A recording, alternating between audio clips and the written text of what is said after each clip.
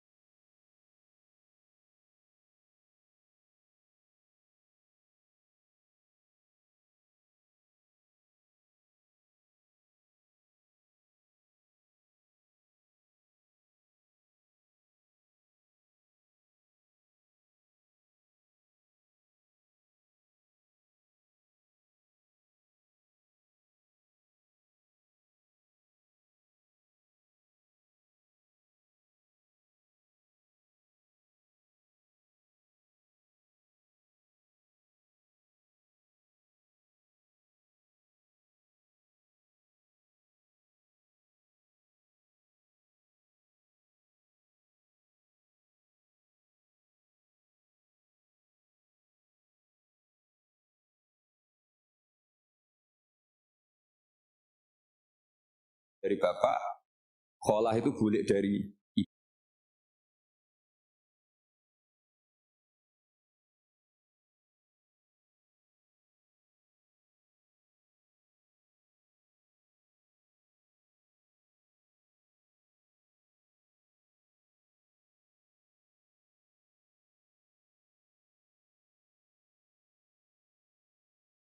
Memang tema sekarang tentang asbabun nuzul. Dulu Rasulullah Shallallahu Alaihi Wasallam ketika di Mekah itu sholat menghadap Ka'bah. Tapi setelah pindah di Madinah, di mana Madinah itu ada komunitas Yahudi dan Nasrani, Rasulullah itu menghadap ke Baitul Maqdis. Kira-kira 16 bulan, 16 sampai 17 bulan. Semua riwayat itu kisarannya hanya 16 sampai berapa? 17 bulan. Sehingga orang Yahudi itu bilang begini, Muhammad ini baiklah, meskipun dia membawa agama baru, tapi kiblatnya masih ikut kita, masih baik kan. Setelah 16 bulan, Nabi diperintahkan Allah untuk menghadap ke Ka'bah. Awal liwajaka syatrul masjidil haram. Maka orang Yahudi itu berontak. Berontaknya adalah kiblat mereka ditinggalkan.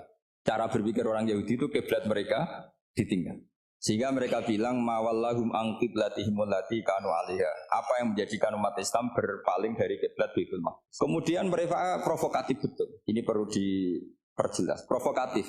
Bilang begini, Inna Muhammadan tahayyara fi din. Muhammad ini bingung dalam beragama sehingga habis ngomong A ngomong B, habis kiblat Ka'bah, kiblat Baitul Maqdis. Sehingga dalam banyak tarikh disebutkan peristiwa kiblat itu terbanyak melahirkan orang murtad, orang yang keluar dari Islam gara-gara provokasi orang Yahudi. Muhammad tahayyara fi din. Muhammad tuh bingung dalam menentukan pilihan apa? Beragama. Kemudian walhasil singkat cerita akhirnya Nabi itu madhep Ka'bah. Apa yang terjadi mukjizat itu adalah bahwa agama ini agama yang mewakili semua agama sebelumnya yang masih orisinil. Yaitu Nabi akhirnya berargumentasi Ka'bah adalah kiblat yang asli, yang lebih tua. Terus mereka tanya, buktinya apa? Dijawab oleh Quran, fihi ayatum bayyinatum maqamu apa? Ibrahim. Ka'bah bukti tertua adalah di situ ada makam Ibrahim. Makam itu jejak kaki. Ya kalau bahasa Indonesia makam itu kuburan. Kalau dalam bahasa Arab makom itu jejak apa? Jejak kaki. Sehingga diketahui oleh sejarah dibuktikan di situ ada jejak kaki siapa? Nabi Ibrahim. Sementara nisbatnya Baitul Maqdis itu adalah kepada Nabi Musa dan Nabi Harun. Yang ini adalah turunan dari Nabi siapa? Ibrahim. Hikmahnya apa? Begini, sebagai bukti bahwa Baitul Maqdis pernah menjadi poros Islam atau poros Tauhid, maka Nabi Muhammad pernah disuruh menghadap ke Baitul Maqdis. Buat inget-ingetan kalau ini pernah menjadi poros apa? Tahu? Tapi tetap tua-tuaan masih tua apa? Nah, kenapa tua Ka'bah tadi? Karena Ibrahim adalah Abul Anbiya, bapak dari para. Dan di situ ada jejak kakinya. Fihi ayatum bayyinatum maqam. Bukti itu belum cukup. Dibuktikan lagi bahwa Ismail kecil itu hidupnya di Ka'bah. Kita tahu sa'i baina Safa wal Marwah adalah karena Siti Hajar sedang mencari apa? Jadi ada bukti sekian, bukti empirik bahwa Ibrahim itu kiblatnya itu Ka'bah, bukan Baitul. Sehingga ada kata-kata fihi ayatum bayyinatum maqamu. Nah, tanpa ngerti asbabun nuzul, kamu akan mengartikan fa'i nama tuwallu fasamma wajwa itu salah. Karena di situ kamu menghadap mana saja, maka di situ ada ridhonya Allah. Maka para ulama memberi catatan, maksudnya begini, kamu menghadap kemana saja, asal itu yang diperintahkan Allah, maka di situ ada ridhonya Allah. Harus seperti itu maknanya, disesuaikan dengan konteks asbabun nuzul. Tanpa seperti itu tidak bisa. Dan masih banyak lagi kepentingan tentang asbabun nuzul. Jadi problem sekarang adalah banyak mufassir yang hanya mengartikan dari terjemah. Itu bahaya sekali. Jika ada orang yang menikah secara mut'ah, itu kan mirip kayak transaksi zina. Mereka berdalil famastamta'tum bihi minhunna fa'atuhunna ujurahun. Perempuan yang sudah kamu nikmati yang penting kamu bayar. Terjemahnya seperti itu. Karena ujur itu jamaknya ujroh. Itu fatal sekali. Padahal ayat itu begini, settingannya begini, setting siakul kalamnya atau asbabun nuzulnya begini. Ini sekaligus, memang saya sengaja ngaji dengan tema yang berat untuk penghormatan pada yang ngaji. Kalau temanya ringan kan kayak TPG.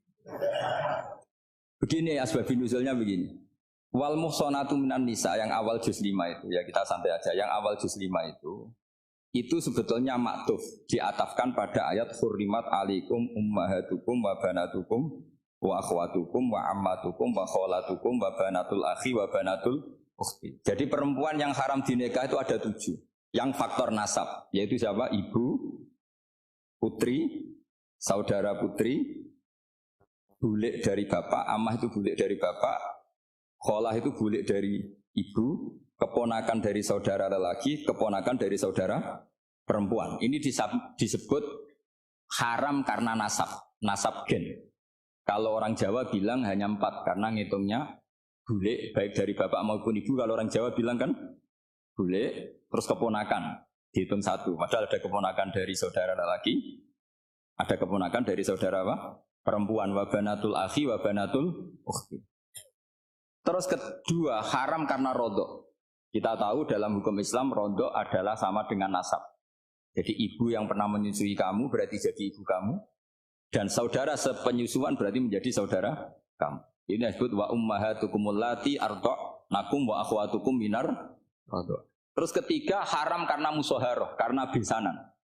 Jadi pagi ini misalnya saya nikah dengan Sri, bilang qabil tu nikaha wa taswijaha bil marhil madkur. Setelah nikah dengan Sri ini otomatis ibunya dia menjadi mertua. Otomatis haram saya apa? Nikah. Ini namanya haram karena musoharoh. Atau kamu punya anak Zaid.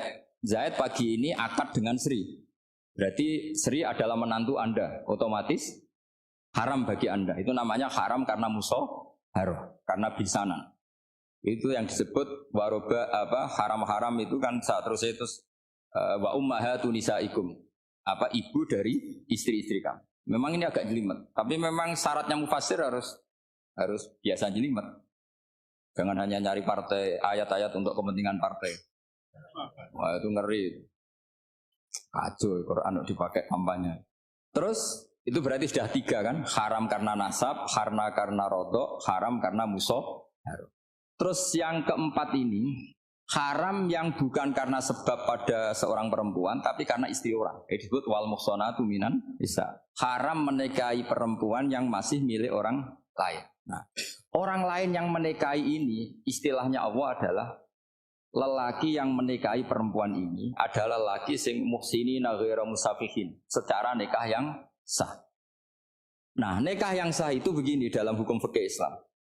Saya nikah dengan Sri, kalau hanya akad itu saya wajib bayar mahar hanya separuh. Jadi kalau saya janji bayar 1 miliar berarti wajib bayar berapa?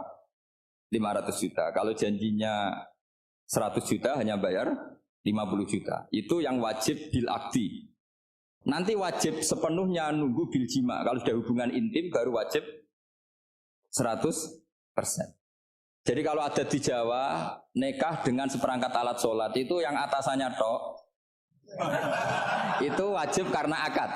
Nanti bawahnya nunggu setelah hubungan apa?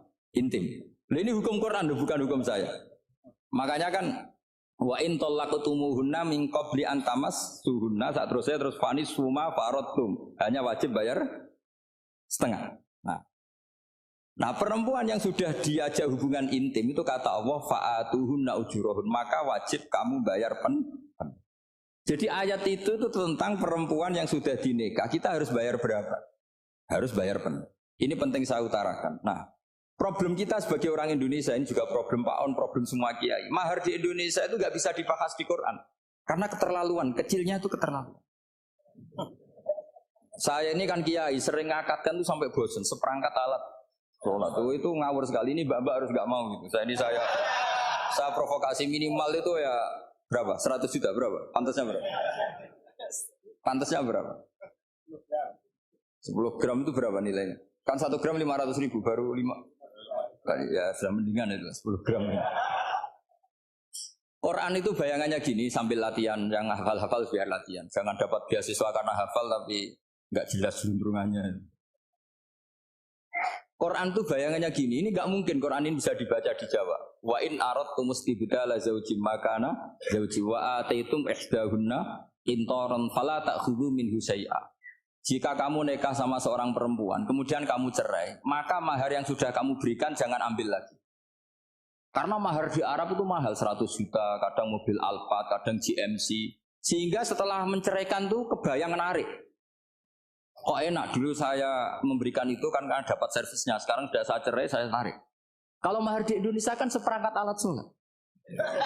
Jadi gak kebayang ada kalimat fala ta'khudhu minhu syai'a, jangan ambil lagi. Kebayang ngambil aja enggak? Apalagi kalau nikahnya sudah 2 tahun kan sudah lusuh sudah. Tapi kalau di Arab itu kebayang karena mahal. Makanya orang Arab suka nikah orang Indonesia karena murah. Jadi bahasa kintoron tuh harta yang nggak ternilai. Wa ataitum ihdahunna kintoron. Yang nggak ternilai, mahal betul. Itu pernah saya hitung, ada yang mahar itu 400 juta, ya sekira segitu. Nah makanya setelah dicerai Allah memperingatkan setelah kamu kasihkan ya jangan minta lagi. Kenapa kepikiran minta? Karena jumlahnya besar. Kalau di Indonesia kepikiran nggak minta ya, nggak kepikiran, saking kecilnya. Seperangkat alat sholat kadang 1 juta. 1 juta itu setelah hubungan intim, sebelumnya yang wajib hanya 500. Itu kan nggak kebayang. Makanya susah ngartikan Quran di Indonesia, kadang susah karena kadang terlalu. Itu pernah Sayyidina Umar radhiyallahu anhu pernah bilang begini. Wahai para perempuan, mahar itu jangan mahal-mahal. Kasihan para lelaki. Itu ada perempuan alimah ya, orangnya alim betul. Itu usul langsung gini, ya Amirul Mukminin, laisa dzalika laka ya Amirul Mukminin. Waqad qala ta'ala wa ataitum ihdahunna qintaran. Kamu hanya seorang Amirul Mukminin, tidak berhak bikin aturan pembatasan mahar. Allah saja tidak batasi. Kenapa kamu batasi?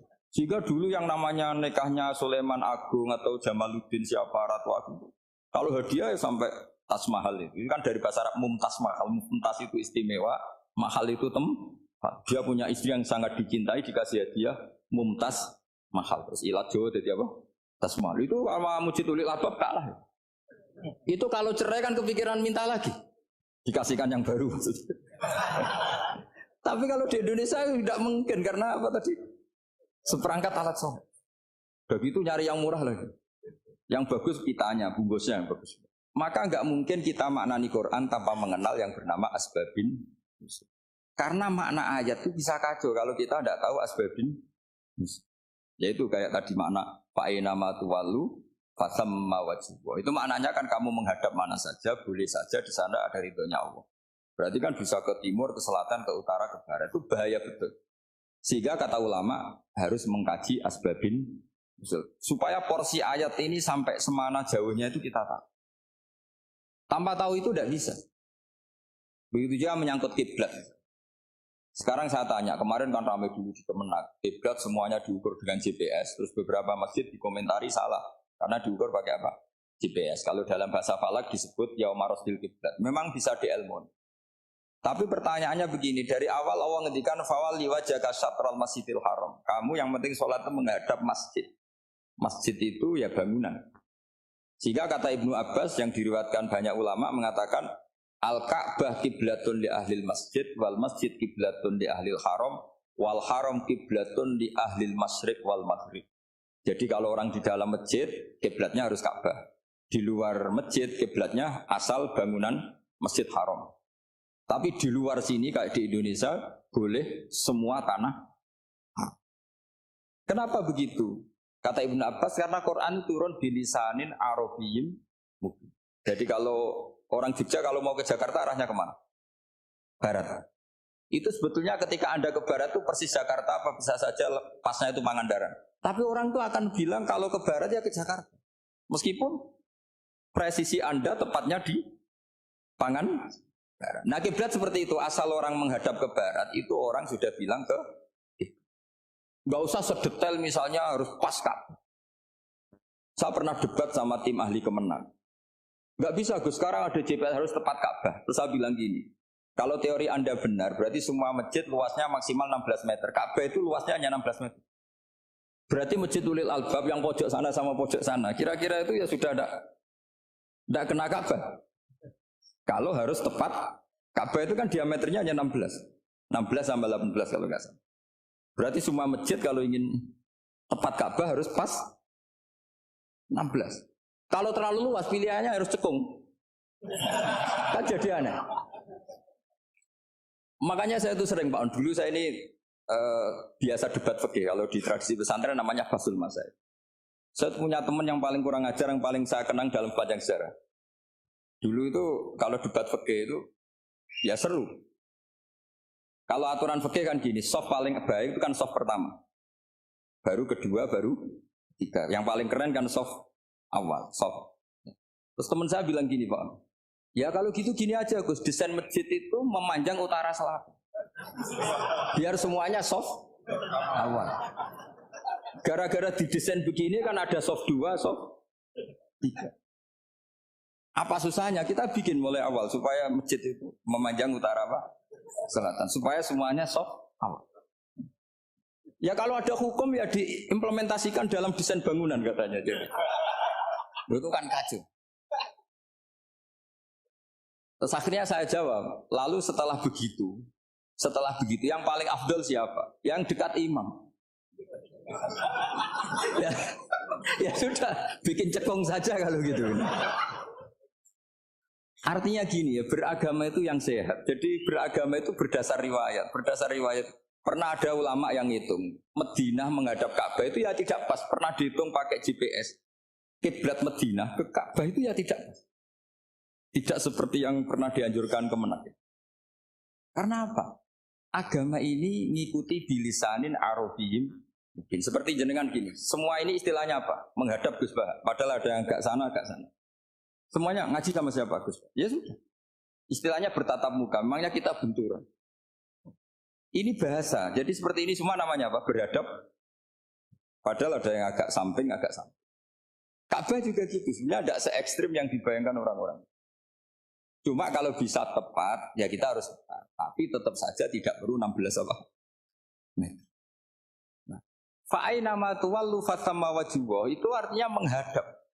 Menghadap itu menghadap arah. Makanya Allah tidak ada fawal liwajhaka nahwal Ka'bah, tapi fawal liwajhaka syatrul Masjidil Haram.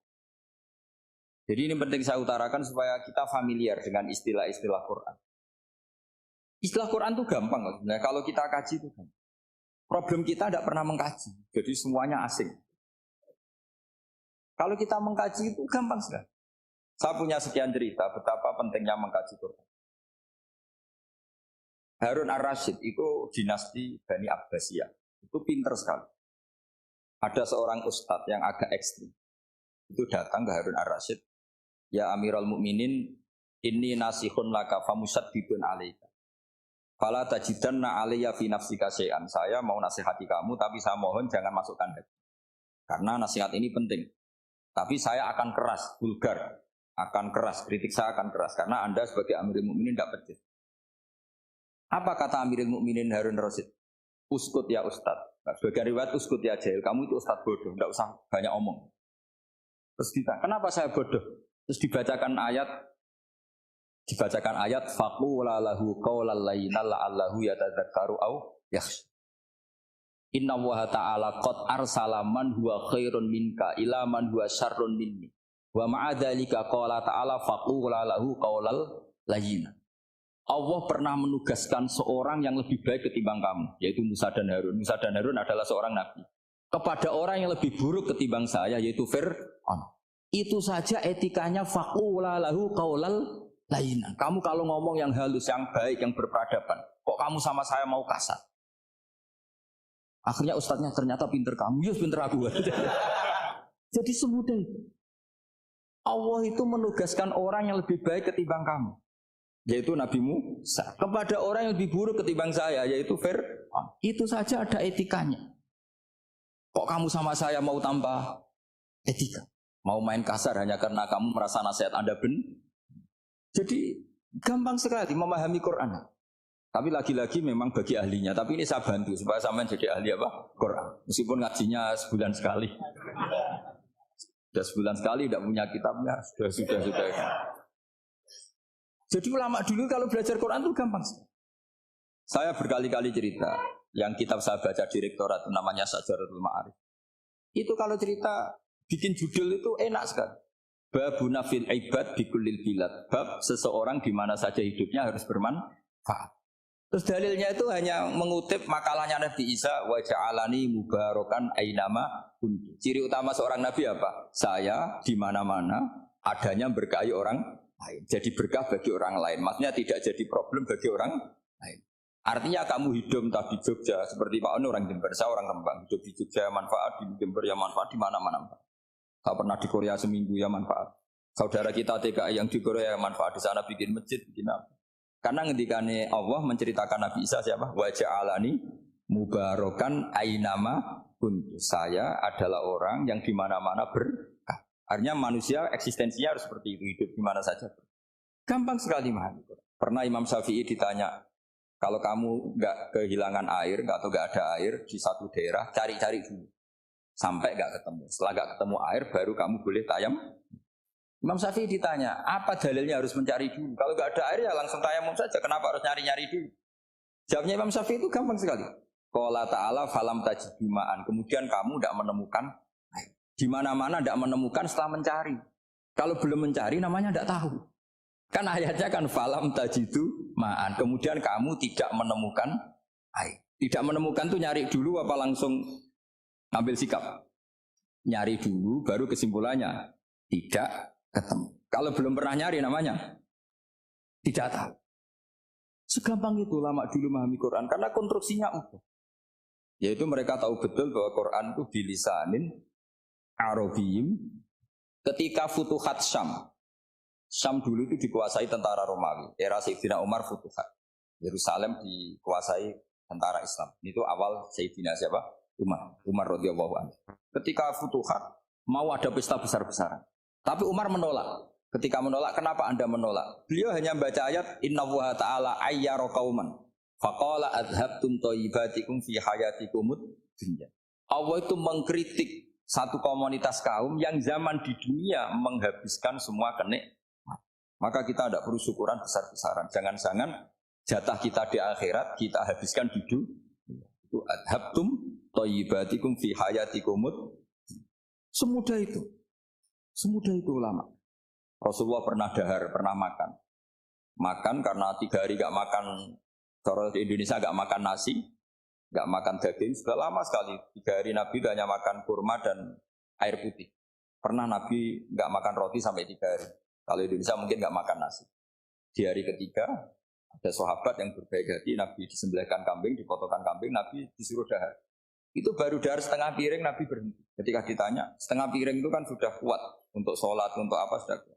Ditanya, ya Rasulullah kenapa berhenti? Bukankah engkau tidak makan ini 3 hari? Nabi menjawab, walatus alunna yauma idzin anin naim. Semua nikmat yang saya rasakan nanti ada pertanggungjawabannya. Makanya saya tidak ingin banyak-banyak. Wah itu kalau diterapkan di sini enggak populer.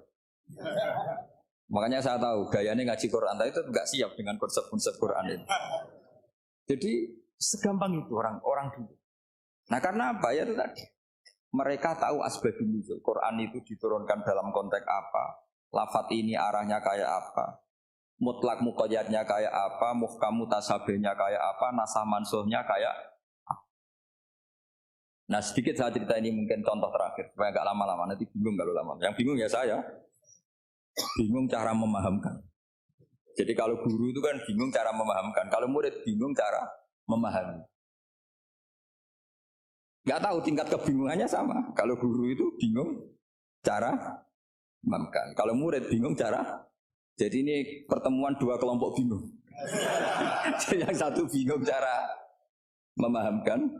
Yang satu bingung cara. Kalau orang ekstremis bingung cara merusak suasana. Itu gak benar itu. Ada loh. Rasulullah itu nabi. Itu paling pusing yang ngadepi orang-orang yang ekstrem. Karena apa? Cara berpikir itu lompatannya itu gak tertib. Jadi Nabi itu cara berpikir itu kecerdasan nubuah. Sementara orang ekstrim cara berpikir itu kecerdasan nafsu. Bukan kecerdasan manusia. Kalau manusia masih baik nafsu. Misalnya begini, kalau dalam tradisi nubuah itu. Saya dengan Pak Anu berteman lama. Mulai tahun 2000 berapa. Itu kalau Pak Anu bertamu ke saya, harusnya tidak usah tak kasih makan. Karena sudah dekat. Tapi kalau kenalan baru itu dikasih makan, disangoni. Jadi Nabi itu perilakunya agak unik. Akhirnya ada orang yang cara berpikir itu dangkal. Ya Rasulullah ini tidak fair. Yang iman lama tidak diservis, yang iman baru diservis. Cara berpikir Nabi begini, seorang Ansor itu kan sering memberi Nabi. Perjuangannya Nabi ditopang orang apa? Ansor. Donatur lah, kira-kira orang Ansor itu donatur. Donatur itu keren. Karena donatur itu artinya al-yadul ulya khairum minal yadis. Sehingga ketika Nabi sudah menguasai negara, menguasai Mekah Medina, sudah futuhat, itu orang Ansor tetap nggak diservis. Yang diservis Nabi itu orang-orang baru masuk Islam, disebut wal mu'allafati qulubuhum atau Islam mu'allaf. Ada 1-2 orang yang protes, tentu yang nggak pinter. Tukang protes pasti tidak pinter. Wong iskal-iskalnya sendiri, otaknya nggak sampai-sampainya sendiri, orang lain disuruh jawab. Makanya di sini tidak ada tanya jawab. Nanti iskal-iskal kamu sendiri, bingung-bingung kamu sendiri, saya disuruh jawab. Berarti Gus Pak gak mau ditanya, ya memang gak mau karena tadi jawab sendiri aja, nanti pinter sendiri, kapan-kapan pinter sendiri.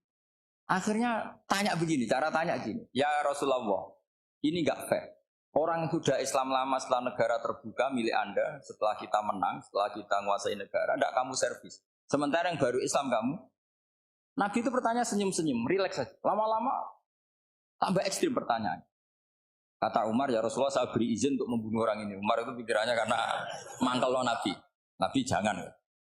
Kalau kamu bunuh nanti apa kata orang banyak? Inna Muhammad dan yaqtulu ashabah. Dikira Muhammad membunuh sahabatnya sendiri. Nabi masih mendengar. Komplainnya masih dengar. Lama-lama Nabi memberi penjelasan.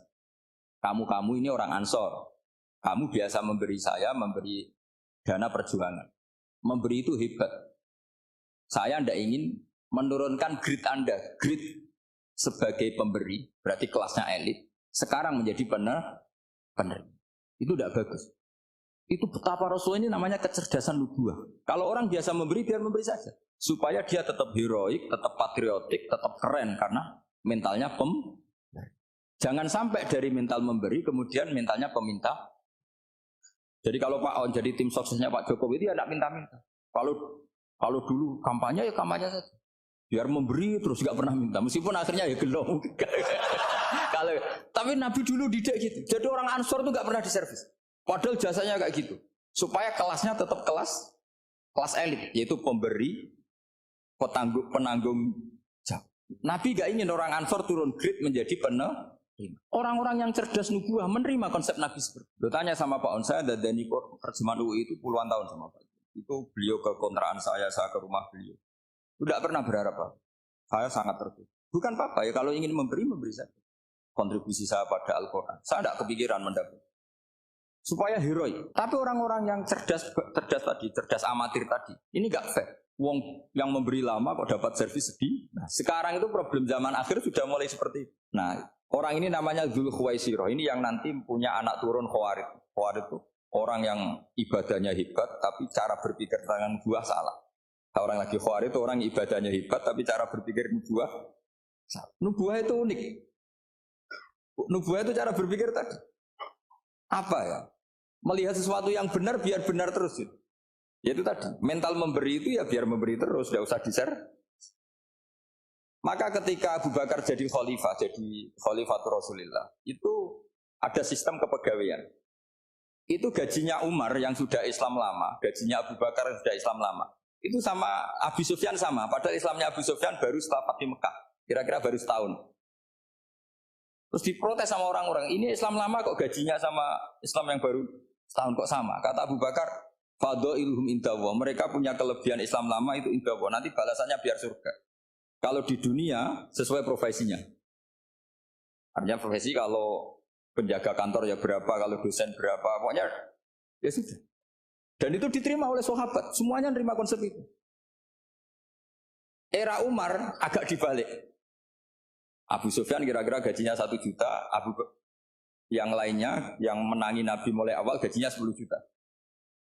Ditanya, ya Umar, kenapa ini jadi rubah seperti kebijakan Abu Bakar, tidak seperti Abu Bakar? Jawabnya Umar lucu.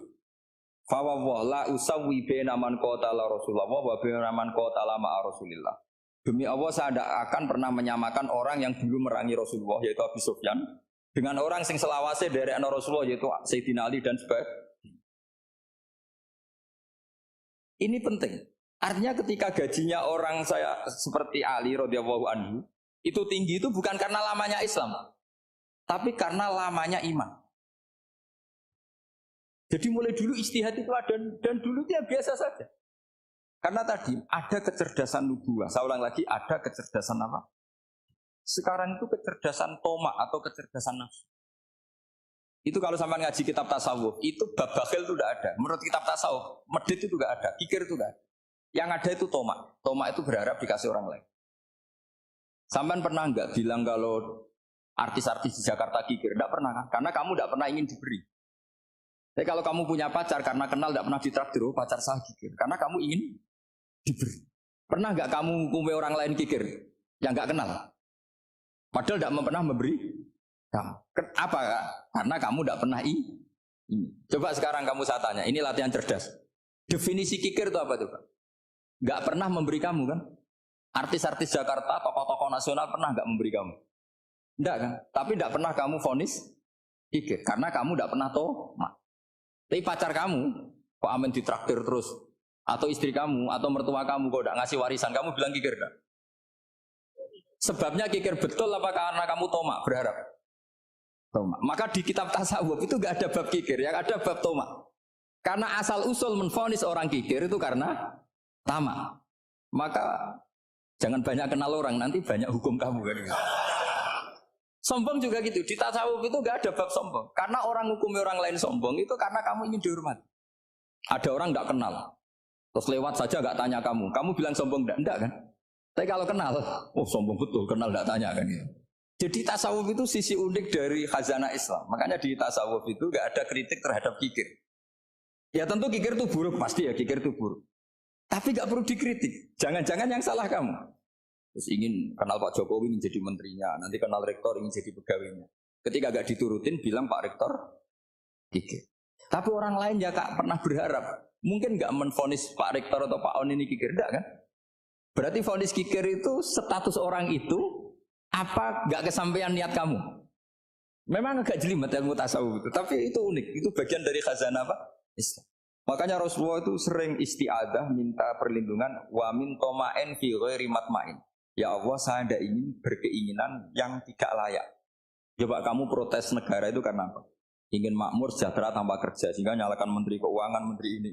Makanya kalau guyonannya ulama tasawuf gini, tak beri bocoran. Guyonannya orang tasawuf, begini guyonannya. Anta lam tajid min nafsika kullama turid, fa kaifa turidu min ghairika kullama turid. Kamu yang punya keinginan saja tidak bisa memenuhi apa yang kamu inginkan. Kenapa keinginan itu kamu timpakan ke orang lain untuk memenuhi kamu? Wong kamu yang punya keinginan saja tidak bisa mewujudkan. Kenapa keinginan Anda kamu timpakan, bebankan orang lain untuk memenuhi keinginan Anda? Misalnya kamu, Gus saya ini goblok, tolong pinterkan. Wong kamu yang ini saja tidak bisa, kok menyuruh saya? Jadi kalau tiap tasawuf itu unik. Seperti kamu mencintai istri tulen, itu ingin kan dicintai istri tulen. Kamu sendiri kan nggak bisa cinta tulen, masih pelengahan sana sini. Kamu pacaran, ingin pacar kamu setia. Ternyata kamu bikin sekian alternatif. Kalau putus ini punya ini, putus ini. Tapi kamu ingin ini setia kan nggak fair. Makanya guyonanya orang tasawuf itu, anta lam tajid min nafsika kullama turid fa kaifa turidu min ghairika kullama turid. Gampang tuh apalane pokoknya ratrit gitu aja gampang. Jadi kamu yang punya keinginan saja tidak bisa memenuhi. Kok orang lain disuruh memenuhi. Sehingga orang tasawuf itu malu betul. Misalnya saya kok ingin Pak On takdim sama saya itu kurang penggawean. Kalau saya ingin ditakdimi saya menakdimi diri saya sendiri. Makanya berbahagialah orang yang ngilu terus saya ganteng sendiri ya Allah. Saya kaya sendiri. Menunggu orang lain bilang kamu kaya itu repot. Menunggu orang lain bilang kamu hebat itu sudah bilang aja ya Allah saya hebat, ya Allah saya ganteng, ya Allah saya cantik. Daripada menunggu orang lain bilang apa? Cantik. Jadi ilmu tasawuf itu nih.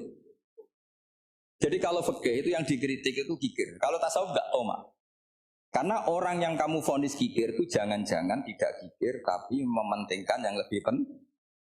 Misalnya ada teman yang tidak pernah naksir kamu, ternyata punya ibu sakit, uangnya dianggarkan untuk ibunya yang sakit, atau anaknya sekolah, atau keluarganya masih butuh dia, ya, sehingga sama teman dia kikir. Hakikatnya kikir apa mementingkan yang penting? Tapi kamu karena gak pernah ditraktir menvonis kikir. Nah, ini pelajaran. Jadi makanya yang dianteni ilmu tasawuf itu tomak, tamak. Jadi kalau dalam bahasa Indonesia bukan kikir. Karena vonis kikir itu akan disematkan orang yang tidak kesampaian hajatnya. Pokoknya bapak saya itu, keluarga kiai itu ajarannya itu. Yang penting jangan berharap dari orang lain. Ini Pak On saksinya, saya dulu benahin terjemah itu enggak pernah ini diperlakukan seperti itu. Yang ngaji aja. Karena pikirannya keluarga kiai itu sederhana. Kalau ngamal ya ngamal saja. Ngamal itu heroik. Makanya buyut-buyut kita semua ini kan pahlawan semua. Membela negara Indonesia jadi merdeka. Ya nggak pernah kebayang jadi presiden menteri. Tapi sekarang nggak ngamal sedikit saja harus jadi menteri jadi. Ini bahaya kalau dalam kelangsungan bernegara karena orang biasa transaksional. Awal negara ini dibangun berdasar heroik bukan berdasar apa? Transaksi. Tapi sekarang orang akan membiasakan itu. Apa-apa itu transaksional. Ini tidak bagus untuk kelangsungan bernegara. Apalagi kelangsungan beragama. Sehingga seperti saya ini masih punya desa-desa binaan di Sragen, di pedalaman Papua sekalipun, saya punya santri banyak di Papua. Itu kalau cerita itu unik-unik. Itu mau Jumatan, itu nggak ada orang 40. Sudah datang setengah 12. Itu datangnya 3 jam. Di situ mau ketemu santri 3. Akhirnya mereka tanya gini, Pak. Pertanyaannya itu, Gus, boleh nggak Jumatan orang 3? Secara fikih Syafi'i kan harus orang 4. Kemudian mereka tak bilang, buat sholat duhur saja. Mereka nggak mau. Wong Jumat-Jumat kok duhur. Harinya kan Jumat, masa sholatnya? Sehingga kita-kita yang jadi kiai akhirnya nyari fikul madzhabil arba. Nyari fikih madzhab 4. Ternyata Imam Malik membolehkan orang 6. Ada yang bilang 12. Yang penting keceluk jamun itu kelompok. Kalau 3 kan belum keceluk apa? Belum disebut apa? Ini penting saya utarakan supaya kita berjuang itu bukan karena selfish seperti ini. Tapi yang namanya dakwah itu menjadikan orang tidak tahu menjadi tahu. Termasuk kepada desa-desa tertinggi. Sama. Yang namanya menteri itu pembantu presiden untuk memenuhi kebutuhan rakyat banyak. Sekarang misalnya menteri pertaniannya itu hebat, cerdas. Tapi petani nggak mau nandur padi, mau apa itu? Coba yang membantu ketahanan pangan itu para petani mau nanam padi apa karena menteri pertanian?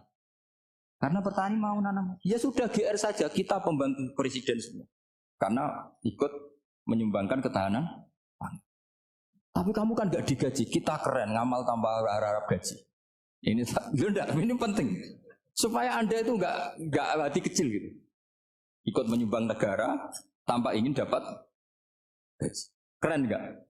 Nah itu nubuah. Apa? Nubuah. Orang Ansor itu seperti itu. Sehingga ketika Rasulullah wafat dan ada kompetisi kepemimpinan, itu orang Ansor gak ikut. Sudah kita makmum saja, silahkan dibagi di saking baiknya orang Ansor. Nah, makanya saya ulang lagi ya. Kecerdasan nubuah ini yang gak difahami orang Khawarij. Orang Khawarij cara berpikir yang kerja banyak harus dapat banyak. Sementara kecerdasan nubuah enggak, yang biasa memberi terus memberi saja biar derajatnya tetap al-yadul ulya. Bismillahirrahmanirrahim. Ini saya baca supaya dapat berkahnya ulama-ulama dulu karena ini dikarang oleh ulama yang dipakai rujukan seluruh dunia. Begini, qala Ibnu Taimiyah ma'rifatu sababin nuzuli yu'inu ala fahmil ayat. Jadi mengenali asbabun nuzul itu membantu memahami secara benar ayat itu. Karena tadi, kalau ayat itu dipotong, itu maknanya bisa kacau. Kayak tadi, famastam ta'tum bihi minhunna, fa'atuhunna, ujuruhun. Kalau diterjemah itu kan mendukung kawin mut'ah. Kalau terjemahnya saja, perempuan siapa saja yang pernah kamu nikmati, yang penting kamu bayar. Itu kan aliran sesat dan menyesatkan. Itu konteks asbabun nuzul tidak seperti itu. Perempuan yang sudah menjadi istri kamu, seorang lagi perempuan yang sudah menjadi istri kamu, jika sudah kamu hubungan intim, maka maharnya harus dibayar penuh. Tapi kalau belum hubungan intim, maharnya hanya wajib separuh. Fanis suma farotum illa ayafuna au ya'faladhi biyadihi ubdatun nikah. Tapi tadi kalau di Indonesia gimana Gus? Itu yang repotnya. Maharnya itu tadi mau kena atasan dan apa? Wah kacau kalau di Indonesia. Sehingga kita bingung kalau dalam logika Arab kan gitu. Bayangannya kalau cerai, kata Allah, fala ta'khudhu min syai'at. Harta yang sudah kamu berikan ke istri jangan diambil lagi. Sampai dilarang ngambil tuh karena jumlahnya banyak sehingga kepikiran ngambil. Kalau di Jawa nggak usah dilarang sudah tidak akan ngambil karena rukuhnya sudah lulus. Itu susahnya baca Quran di Jawa ya. Karena dari awal maharnya terlalu apa? Kecil. Terus beliau Imam Suyuti termasuk di sini menyontohkan yang pasti salah kalau difahami yaitu tadi ayat apa itu fa'ina matuwalu fasamman wajib. Jadi beliau terus meringatkan betapa pentingnya mengenali asbabin nuzul. Karena asbabin nuzul itu gampang. Saya ulang lagi, asbabin nuzul itu gampang. Gampangnya begini ya, kan ada satu peristiwa, misalnya begini, Rasulullah itu kan mengkritik penuhanan Lata dan Uzza, berhala-berhala itu dituhankan, dikritik sama Rasulullah. Kemudian mereka begini, karena mereka biasa personifikasi Tuhan, Muhammad, kalau Tuhan itu tidak Lata Uzza, dan itu terbuat dari batu, lalu Tuhan Anda itu dari apa? Amin fiddotin audabin, lalu Tuhan Anda ini dari emas apa dari perak? Karena mereka nggak bisa membayangkan Tuhan tanpa dipersonifikasi. Terus Allah menurunkan qul huwallahu ahad Allahus somad lam yalid wa lam yulad wa lam yakul lahu kufuwan ahad. Karena otaknya mereka sudah begitu, yang namanya Tuhan itu harus dipersonifikasi. Makanya saya kemarin di Korea seminggu, cerita yang paling unik gini Pak On, ada bos Islam, ada bosnya TKI yang baik. Mereka mengizinkan pekerjanya sholat. Bareng sholat tuh diingeti ke atas ke bawah, kok gak ada arcanya. Sehingga setelah sholat dibilang, apa saya berikan berhala sekalipun? Karena gak kebayang ada orang sholat kok tanpa berhala, tanpa Tuhan. Yang kamu sembah itu mana? Kok gak ada? Apa tak belikan? Jadi unik. Nah teman saya yang satu unik lagi, dia termasuk pegawai Garuda yang derekno saya ke Korea itu orang pegawai Garuda. Dia karena orang kaya biasa ke Eropa kemana-mana itu. Singkat cerita dia sholat di mall karena nganggep Korea itu sudah negara maju kayak Eropa. Setelah sholat di mall pas asar itu, security-nya nelpon polisi. Pak polisi di sini ada ritual teroris. Jadi kalau menamakan sholat itu ritual. Jadi artinya apa? Ritual-ritual yang kita lakukan itu macam-macam cara pandang. Orang ateis itu kan Cina kan Korea itu kan ya Cina lah, Korea, Jepang, RRC itu kan sipit gitu. Itu ya yang namanya ibadah sembahyang harus ada patungnya atau ada arcanya atau ada benda-benda. Orang Islam kan nggak ada sama. Makanya mereka itu kok bisa? Problemnya kita, saya ulang lagi, ini problemnya.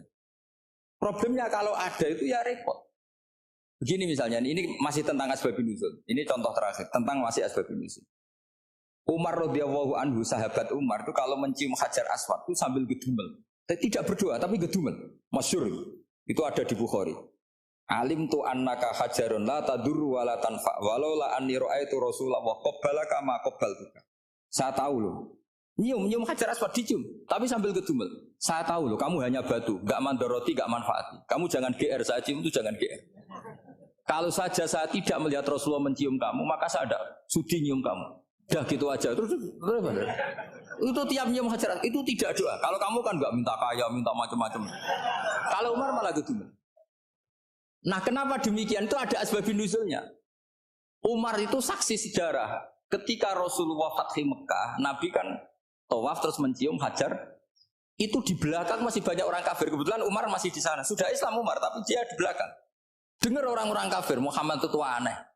Katanya melarang nyembah batu. Ternyata dia nyembah batu. Jadi Nabi nyium hajar aswad itu dikira nyembah. Katanya ngelarang nyembah batu, tapi dia kok nyembah batu. Karena Nabi mencium hajar aswad. Nah karena untuk menghilangkan stigmasi itu, Umar tiap nyium hajar aswad itu ngomong gitu. Kan ada sound system, mungkin jadi sound system. Supaya jelas bahwa penciuman ini bukan karena menyembah. Artinya mudah sekali kenapa Umar ngomong gitu. Karena asbabun nuzulnya seperti itu. Coba kalau kamu tidak tahu asbabun nuzul, Umar maksudnya gimana? Gak doa, gak apa kok malah ngomong gitu kan. Tapi kalau kamu tahu asbabun nuzul Umar itu yang mendengar komentar orang sama ketika kita tawaf itu kan 3 pertama kan kita lari-lari kecil. Itu ceritanya juga gitu. Rasulullah itu hidup di Medina, terus diterkenalkan miskin. Medina itu kota wabak, kota penyakit endemik. Dulu Medina, Yasrib itu kota endemik. Sehingga kata orang kafir-kafir Mekah, yaji uliha dalbet kaumun kot wahanat huma Yasrib. Nanti akan datang satu komunitas kaum yang sudah lemas karena kena penyakit TBC dari Yasrib.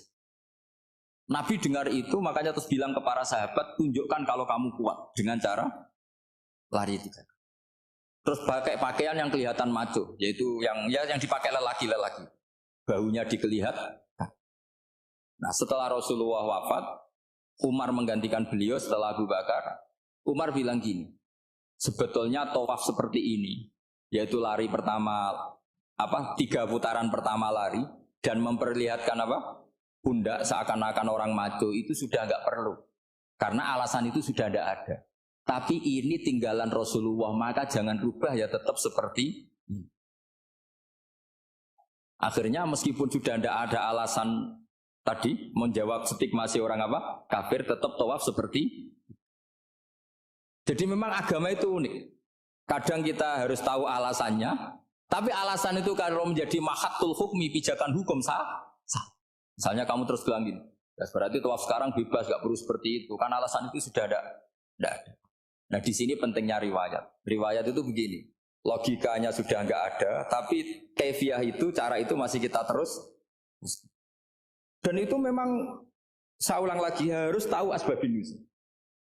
Saya beri contoh ya misalnya, wa idza darabtum fil ardi falaysa 'alaikum junahun an taqsuru minas shalah. Terus ayat di mana? In khiftum ayyaftinakumul ladzina kafaru.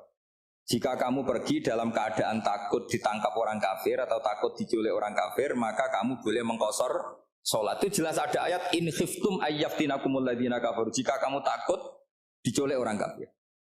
Sehingga ketika ba'da Fathi Mekah, setelah Mekah dikuasai Islam, Umar tanya, ya Rasulullah, kenapa engkau masih sholat qasar?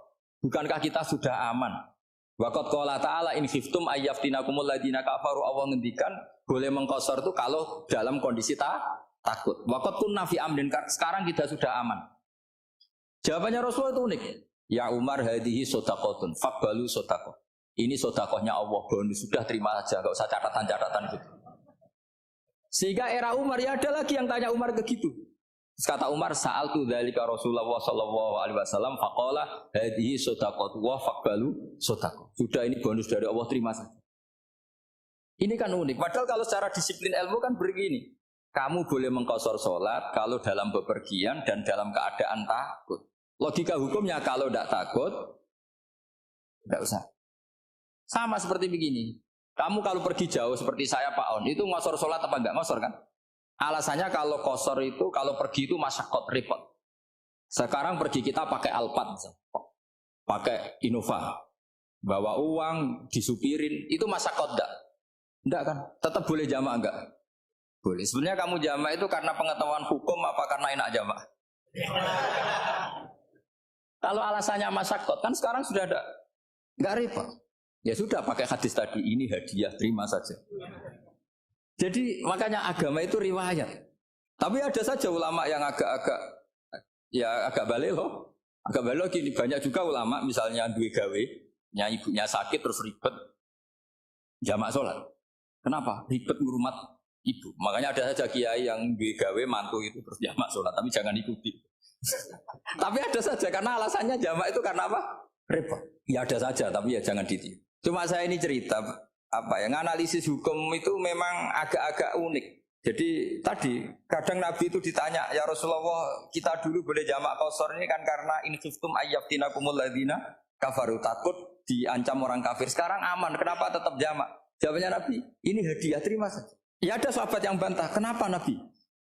Allah itu zat yang baik, kalau sudah ngaji bonus nggak pernah ditarik lagi. Makanya Nabi kalau berdoa itu unik. Ya, siapa yang disiksa di dunia karena dosanya, fawahu akramu min ayyus sanniya uqubatahu fil akhirah. Kalau ada orang salah kok di dunia sudah dikasih sanksi, Allah itu lebih mulia untuk mengulang nanti di akhirat. Akram itu Allah terlalu mulia, maksudnya orang kepikiran wis males ya selesai, tidak akan di. Kalau sampean kan enggak, masih ingin lagi. Jadi itu cara berpikir nubuah. Jadi berpikir nubuah itu beda. Ada orang pas sujud diinjek sama orang fasik diinjek. Kemudian si yang sujud tadi, wawah la yaghfiru wallahu laka, demi Allah tidak akan ngampuni kamu. Itu langsung Allah memberi wahyu sama Nabi di zaman itu. Bilangin yang sejak sujud itu, dia harus minta maaf sama saya, kata Allah.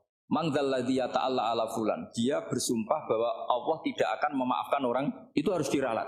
Nabinya iskal, kenapa ya Allah? Yang Tuhan itu saya ini punya sifat dua, bisa menyiksa dan bisa memaafkan. Kenapa dia milih sifat saya satu tidak memaafkan?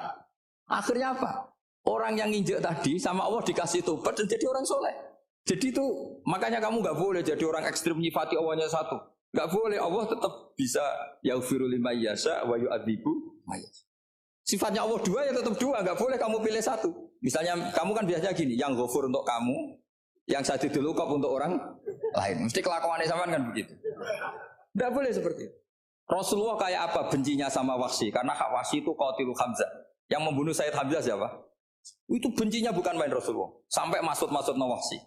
Tapi sama Allah malah diturunkan ayat laisa laka minal amri syai'un aw yatuba alaihim aw yu'adzib. Muhammad, meskipun kamu kekasih saya itu tidak wilayah kamu, maafkan atau enggak. Terserah saya kata Allah. Ternyata betul, malah Wahsy dikasih tobat. Nah sekarang enggak, orang itu nyifati Allah sama orang lain sadidul iqab, kalau sama dirinya enggak boleh seperti itu. Allah ya sifatnya tertentu. Jadi boleh kamu misalnya berdoa, ya Allah mbak yang cantik itu semoga dapat jadi istri saya. Mbaknya juga boleh berdoa, ya Allah naudzubillah min dzalik. Jadi ini adu kekuatan, nanti terserah nanti Allah pihak yang mana. Kayaknya pihak yang perempuan. Karena kasihan kan kalau cantik dapat orang saya tuh andaikan boleh fatwa fikih, yang saya haramkan tuh orang jelek dapat orang jelek. Karena kasihan anak-anaknya, tahu-tahu jelek banget. Jadi dengan kasihan itu. Jadi dalam Islam itu seperti ini. Jadi apapun benci kita sama musuh kita, Allah bisa saja memperlakukan musuh kita secara baik. Karena Allah itu yaghfir. Tetap kita harus sifati Allah yaghfiru liman yasha wa yu'adzibu. Jangan karena kita benci seseorang seakan-akan Allah sama dia pasti menyek. Itu yang dicontohkan Allah kepada Rasulnya itu. Allah kamu ya Allah. Memang tema sekarang tentang asbabun nuzul. Dulu Rasulullah SAW ketika di Mekah itu sholat menghadap Ka'bah. Tapi setelah pindah di Madinah, di mana Madinah itu ada komunitas Yahudi dan Nasrani, Rasulullah itu menghadap ke Baitul Maqdis. Kira-kira 16 bulan. Awal liwajaka syatrul Masjidil Haram. Maka orang Yahudi itu berontak. Berontaknya adalah kiblat mereka ditinggalkan. Cara berpikir orang Yahudi itu kiblat mereka ditinggalkan. Sehingga mereka bilang mawallahum an qiblatihim allati kanu 'alaiha. Apa yang menjadikan umat Islam berpaling dari kiblat Baitul Maqdis. Kemudian mereka provokatif betul. Ini perlu diperjelas. Provokatif. Bilang begini, "Inna Muhammadan tahayyara fi din." Muhammad ini bingung dalam beragama. Sehingga habis ngomong A ngomong B, habis kiblat Ka'bah, kiblat Baitul Maqdis. Sehingga dalam banyak tarikh disebutkan peristiwa kiblat itu terbanyak melahirkan orang murtad, orang yang keluar dari Islam gara-gara provokasi orang Yahudi. Muhammad tahayyara fi din. Muhammad itu bingung dalam menentukan pilihan apa? Beragama. Kemudian walhasil singkat cerita akhirnya Nabi itu madhep Ka'bah. Apa yang terjadi mukjizat itu adalah bahwa agama ini agama yang mewakili semua agama sebelumnya yang masih orisinil. Yaitu Nabi akhirnya berargumentasi Ka'bah adalah kiblat yang asli, yang lebih tua. Terus mereka tanya buktinya apa? Dijawab oleh Quran, itu adalah kepada Nabi Musa dan Nabi Harun yang turunan dari Nabi siapa? Ibrahim. Hikmahnya apa? Begini. Sebagai bukti bahwa Baitul Maqdis pernah menjadi poros Islam atau poros Tauhid, maka Nabi Muhammad pernah disuruh menghadap ke Baitul Maqdis. Buat inget-ingetan kalau ini pernah menjadi poros apa tahu? Tapi tetap tua-tuaan masih tua apa? Nah, kenapa tua Ka'bah tadi? Karena Ibrahim adalah Abul Anbiya, bapak dari para. Dan di situ ada jejak kakinya. Fihi ayatum bayyinatum maqam. Bukti itu belum cukup. Dibuktikan lagi bahwa Ismail kecil hidupnya di Ka'bah. Kita tahu sa'i bainas Shafa wal Marwah adalah karena Siti Hajar sedang mencari apa? Jadi ada bukti sekian, bukti empirik bahwa Ibrahim itu kiblatnya itu Ka'bah, bukan Baitul. Sehingga ada kata-kata fihi ayatum bayyinatum maqamu. Nah, tanpa ngerti asbabun nuzul, kamu akan mengartikan fa'ina ma tuwal fatamma wajhu itu salah. Karena di situ kamu menghadap mana saja, maka di situ ada ridhonya. Maka para ulama memberi catatan, maksudnya begini, kamu menghadap kemana saja, asal itu yang diperintahkan Allah, maka di situ ada ridhonya. Harus seperti itu maknanya, disesuaikan dengan konteks asbabun nuzul. Tanpa seperti itu tidak bisa. Dan masih banyak lagi kepentingan tentang asbabun nuzul. Jadi problem sekarang adalah banyak mufassir yang hanya mengartikan dari terjemah. Itu bahaya sekali. Sehingga ada orang yang menikah secara mut'ah. Itu kan mirip kayak transaksi zina. Mereka berdalil famastam ta'tum bihi minna fa'atuhunna ujurahun. Perempuan yang sudah kamu nikmati yang penting kamu bayar. Terjemahnya seperti itu. Karena ujur itu jamaknya ujroh. Itu fatal sekali. Padahal ayat itu begini, settingannya begini, setting siakul kalamnya atau asbabun nuzulnya. Ini sekaligus, memang saya sengaja ngaji dengan tema yang berat untuk penghormatan pada yang ngaji. Kalau temanya ringan kan kayak TPG. Begini asbabun nuzulnya begini. Wal muhsanatu minan nisa yang awal juz 5 itu, ya kita santai aja, yang awal juz 5 itu sebetulnya maktuf diatafkan pada ayat hurrimat alaikum ummahatukum wa banatukum wa akhwatukum wa ammatukum wa kholatukum wa banatul akhi wa banatul ukhti. Jadi perempuan yang haram dinikah itu ada 7. Yang faktor nasab, yaitu siapa? Ibu, putri, saudara putri, bulik dari bapak, amah itu bulik dari bapak, kholah itu bulik dari ibu, keponakan dari saudara lelaki, keponakan dari saudara perempuan. Ini disebut haram karena nasab gen. Kalau orang Jawa bilang hanya 4 karena ngitungnya bulik baik dari bapak maupun ibu. Kalau orang Jawa bilang kan bulik terus keponakan dihitung 1. Padahal ada keponakan dari saudara lelaki, ada keponakan dari saudara apa? Perempuan, wabanatul akhi, wabanatul ukhti. Terus kedua, haram karena rodok. Kita tahu dalam hukum Islam rodok adalah sama dengan nasab. Jadi ibu yang pernah menyusui kamu berarti jadi ibu kamu. Dan saudara sepenyusuan berarti menjadi saudara kamu. Ini disebut wa ummahatukum allati arda'nakum wa akhwatukum minar rodok. Terus ketiga, haram karena musohar, karena besanan. Jadi pagi ini misalnya saya nikah dengan Sri, bilang qabil tu nikah wa taswijaha bil mar'il makur. Setelah nikah dengan Sri ini otomatis ibunya dia menjadi mertua. Otomatis haram saya apa? Nikah. Ini namanya haram karena musuh. Atau kamu punya anak Zaid. Zaid pagi ini akad dengan Sri.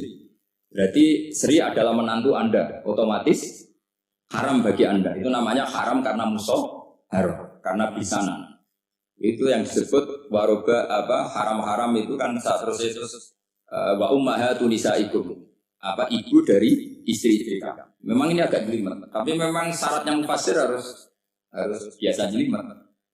Jangan hanya cari partai ayat-ayat untuk kepentingan partai. Wah, itu ngeri. Kacau Quran dipakai kampanye. Terus itu berarti sudah 3 kan? Haram karena nasab, karena rodok, haram karena musuh. Terus yang keempat ini haram yang bukan karena sebab pada seorang perempuan tapi karena istri orang. Disebut wal muhsanatu minan nisa.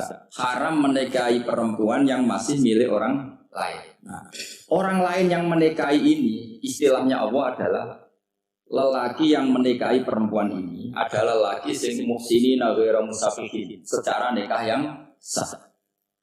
Nah, nikah yang sah itu begini dalam hukum fikih Islam. Saya nikah dengan Sri, kalau hanya akad, itu saya wajib bayar mahar hanya separuh. Jadi kalau saya janji bayar 1 miliar, berarti wajib bayar berapa? 500 juta. Kalau janjinya 100 juta, hanya bayar 50 juta. Itu yang wajib bil akdi. Nanti wajib sepenuhnya nunggu bil jima. Kalau sudah hubungan intim, baru wajib 100%. Jadi kalau ada di Jawa, nikah dengan seperangkat alat sholat, itu yang atasannya tok. Itu wajib karena akad. Nanti bawahnya nunggu setelah hubungan apa? Intim. Ini hukum Quran, bukan hukum saya. Makanya kan wa in talaqtumuhunna min qabli an tamassuhunna, terus panis suma faradtum. Hanya wajib bayar setengah. Nah, perempuan yang sudah diajak hubungan intim itu kata Allah fa'atuhunna ujurahun, maka wajib kamu bayar Jadi ayat itu tentang perempuan yang sudah dinikah. Kita harus bayar berapa? Harus bayar berapa? Ini penting saya utarakan. Nah, problem kita sebagai orang Indonesia ini juga problem Pak On, problem semua kiai. Mahar di Indonesia itu nggak bisa dibahas di Quran karena keterlaluan, kecilnya itu keterlaluan. Saya ini kan kiai, sering ngakatkan itu sampai bosan, seperangkat alat. Itu ngawur sekali, ini mbak harus nggak mau. Gitu. Saya provokasi minimal itu ya. Berapa? 100 juta berapa? Pantasnya berapa? Pantasnya berapa? 10 gram itu berapa nilainya? Kan 1 gram 500.000 baru 5. Ya, mendingan itu 10 gram. Quran itu bayangannya gini sambil latihan yang hafal biar latihan. Jangan dapat beasiswa karena hafal tapi nggak jelas hubungannya. Quran itu bayangannya gini, ini nggak mungkin Quran ini bisa dibaca di Jawa. Wa in aradtum istibdala zawji makana zawji wa ataitum ihdahunna qintaran fala ta'khudhu minhu syai'a. Jika kamu nikah sama seorang perempuan, kemudian kamu cerai, maka mahar yang sudah kamu berikan jangan ambil lagi. Karena mahar di Arab itu mahal 100 juta, kadang mobil Alphard, kadang GMC. Sehingga setelah menceraikan tuh kebayang menarik. Kok enak, dulu saya memberikan itu kan dapat servisnya. Sekarang sudah saya cerai, saya tarik. Kalau mahar di Indonesia kan seperangkat alat sholat.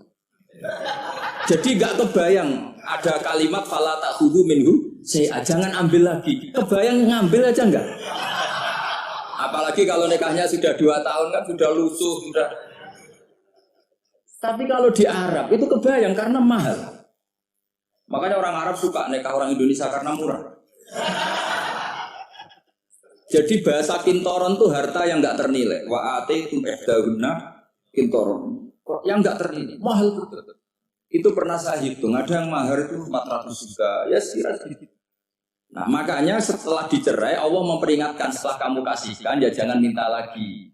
Kenapa kepikiran minta? Karena jumlahnya besar. Kalau di Indonesia kepikiran nggak minta, nggak kepikiran, saking kecilnya. Seperangkat alat sholat kadang 1 juta. 1 juta itu setelah hubungan intim, sebelumnya yang wajib hanya 500. Itu kan nggak terbaik. Makanya susah ngartikan Quran di Indonesia, kadang susah karena kadang terlalu. Itu pernah Sayyidina Umar radhiyallahu anhu pernah bilang begini, wahai para perempuan, mahar itu jangan mahal-mahal, kasihan para lelaki.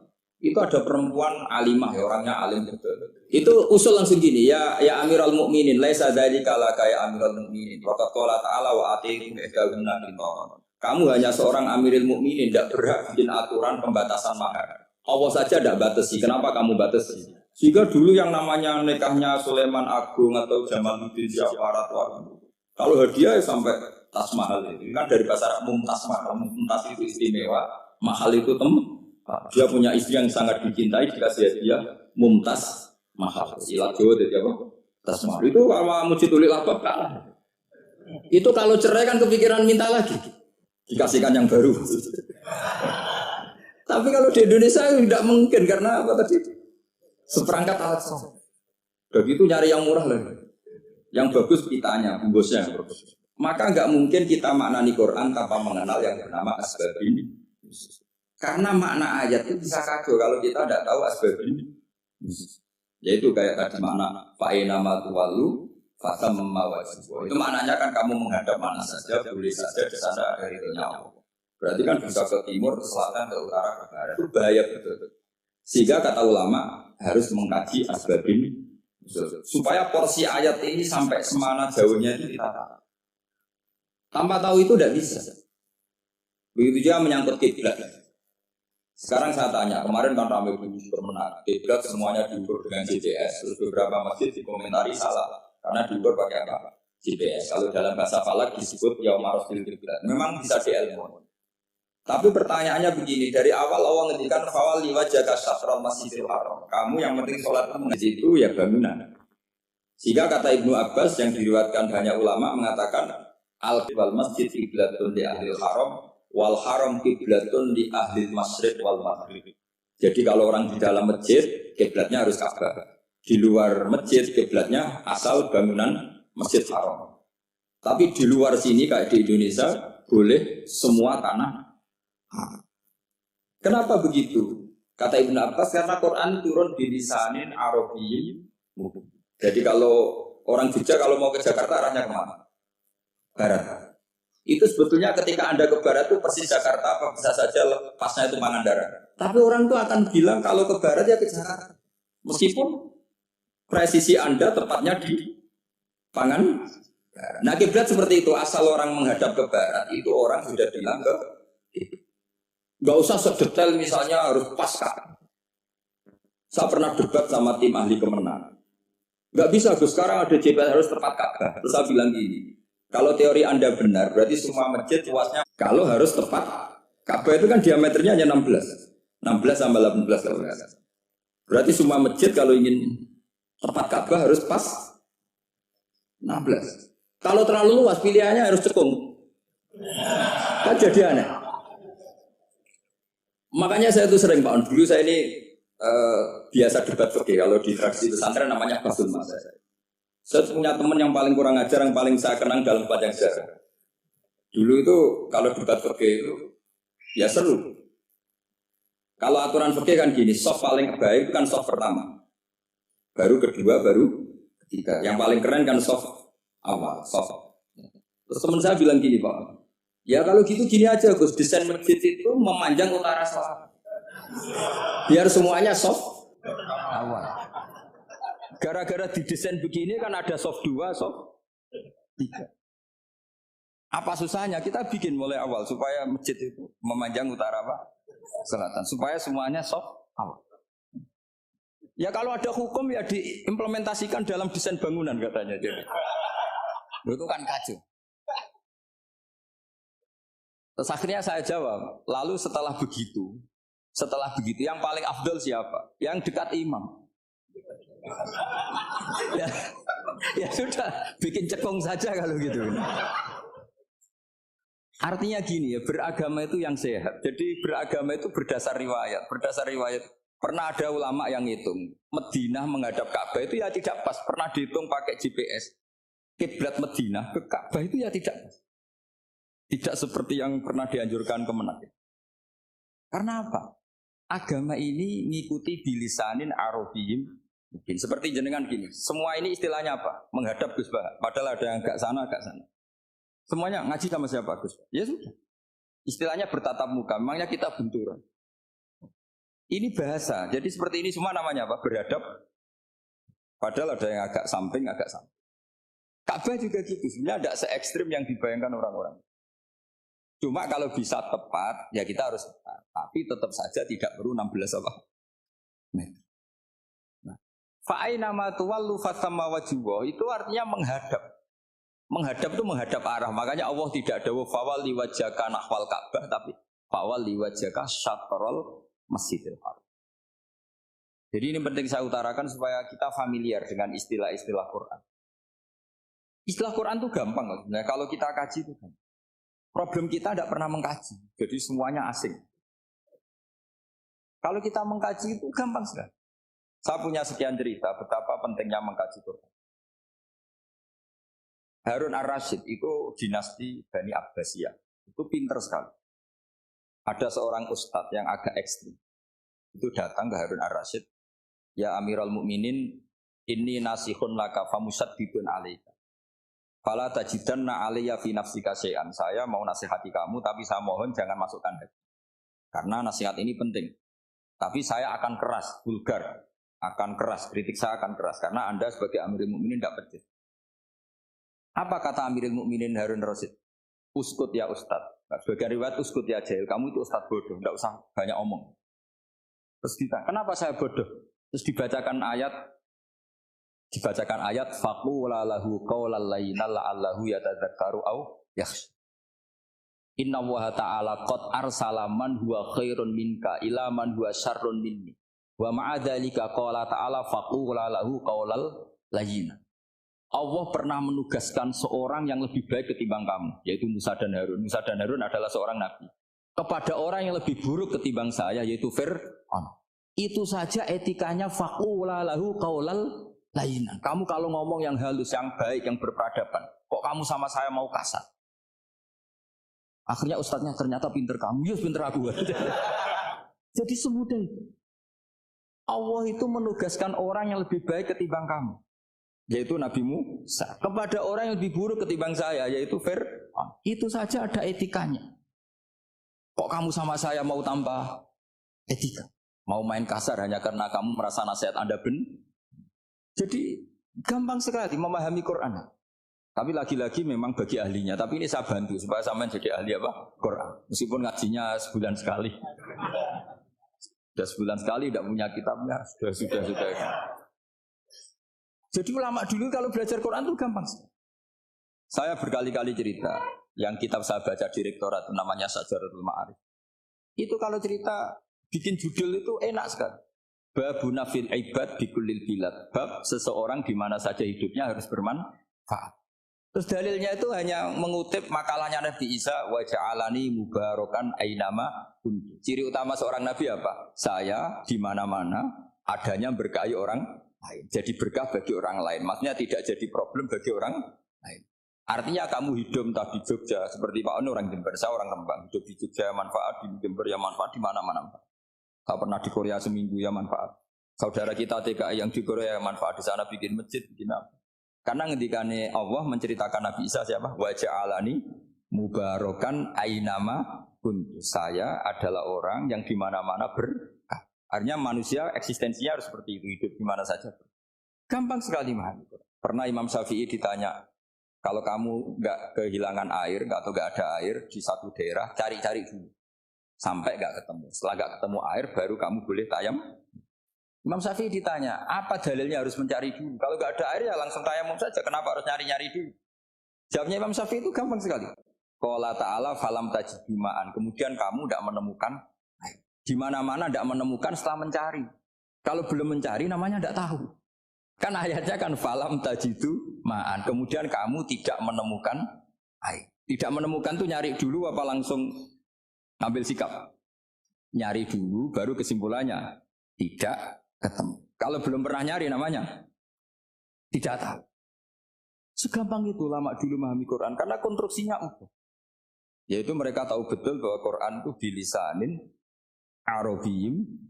Ketika Futuhat Syam. Syam dulu itu dikuasai tentara Romawi. Era Sayyidina Umar Futuhat. Yerusalem dikuasai tentara Islam. Itu awal Sayyidina siapa? Umar radhiyallahu anhu. Ketika Futuhat mau ada pesta besar-besaran. Tapi Umar menolak. Ketika menolak, kenapa Anda menolak? Beliau hanya baca ayat Innallaha ta'ala ayyara qauman faqala adhabtum thayyibatikum fi hayatikumud dunya. Allah itu mengkritik satu komunitas kaum yang zaman di dunia menghabiskan semua kenikmatan.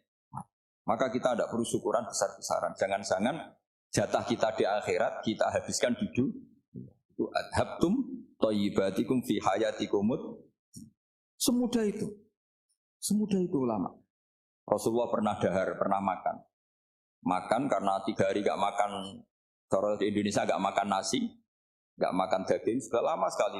3 hari Nabi hanya makan kurma dan air putih. Pernah Nabi gak makan roti sampai 3 hari. Kalau Indonesia mungkin gak makan nasi. Di hari ketiga, ada sahabat yang berbaik hati, Nabi disembelihkan kambing, dipotongkan kambing, Nabi disuruh dahar. Itu baru dahar setengah piring, Nabi berhenti. Ketika ditanya, setengah piring itu kan sudah kuat untuk sholat, untuk apa sudah kuat. Ditanya, ya Rasulullah kenapa berhenti? Bukankah engkau tidak makan ini 3 hari? Nabi menjawab, walatus alunna yauma idzin anin naim. Semua nikmat yang saya rasakan nanti ada pertanggungjawabannya. Makanya saya tidak ingin banyak-banyak. Wah itu kalau diterapkan di sini enggak populer. Makanya saya tahu gayanya ngaji Quran itu enggak siap dengan konsep-konsep Quran ini. Jadi segampang itu orang dulu. Nah karena apa ya itu tadi? Mereka tahu asbabun nuzul. Quran itu diturunkan dalam konteks apa? Lafat ini arahnya kayak apa? Mutlak muqayyadnya kayak apa? Muhkam mutasabihnya kayak apa? Nasah mansuhnya kayak apa? Nah sedikit saya cerita ini mungkin contoh terakhir supaya agak lama-lama, nanti bingung kalau lama. Yang bingung ya saya. Bingung cara memahamkan. Jadi kalau guru itu kan bingung cara memahamkan. Kalau murid bingung cara memahami. Gak tahu tingkat kebingungannya sama. Kalau guru itu bingung cara memahamkan. Kalau murid bingung cara. Jadi ini pertemuan 2 kelompok bingung. Yang satu bingung cara memahamkan. Yang satu bingung cara. Kalau orang ekstremis bingung cara merusak suasana. Itu gak benar itu. Ada loh. Rasulullah itu nabi. Itu paling pusing yang ngadepi orang-orang yang ekstrim. Karena apa? Cara berpikir itu lompatannya itu gak tertib. Jadi Nabi itu cara berpikir itu kecerdasan nubuah. Sementara orang ekstrim cara berpikir itu kecerdasan nafsu. Bukan kecerdasan manusia. Kalau manusia masih baik nafsu. Misalnya begini, kalau dalam tradisi nubuah itu. Saya dengan Pak Anu berteman lama. Mulai tahun 2000 berapa. Itu kalau Pak Anu bertamu ke saya, harusnya tidak usah tak kasih makan. Karena sudah dekat. Tapi kalau kenalan baru itu dikasih makan, disangoni. Jadi Nabi itu perilakunya agak unik. Akhirnya ada orang yang cara berpikir itu dangkal. Ya Rasulullah ini tidak fair. Yang iman lama tidak diservis, yang iman baru diservis. Cara berpikir Nabi begini, orang Ansor itu kan sering memberi Nabi. Perjuangannya Nabi ditopang orang apa? Ansor. Donatur lah, kira-kira orang Ansor itu donatur. Donatur itu keren. Karena donatur itu artinya al-yadul ulya khairum al-yadis. Sehingga ketika Nabi sudah menguasai negara, menguasai Mekah Medina, sudah futuhan. Itu orang Ansor tetap nggak diservis. Yang diservis Nabi itu orang-orang baru masuk Islam, disebut wal mu'allafati qulubuhum atau Islam mu'allaf. Ada 1-2 orang yang protes, tentu yang nggak pinter. Bukan protes pasti tidak pinter.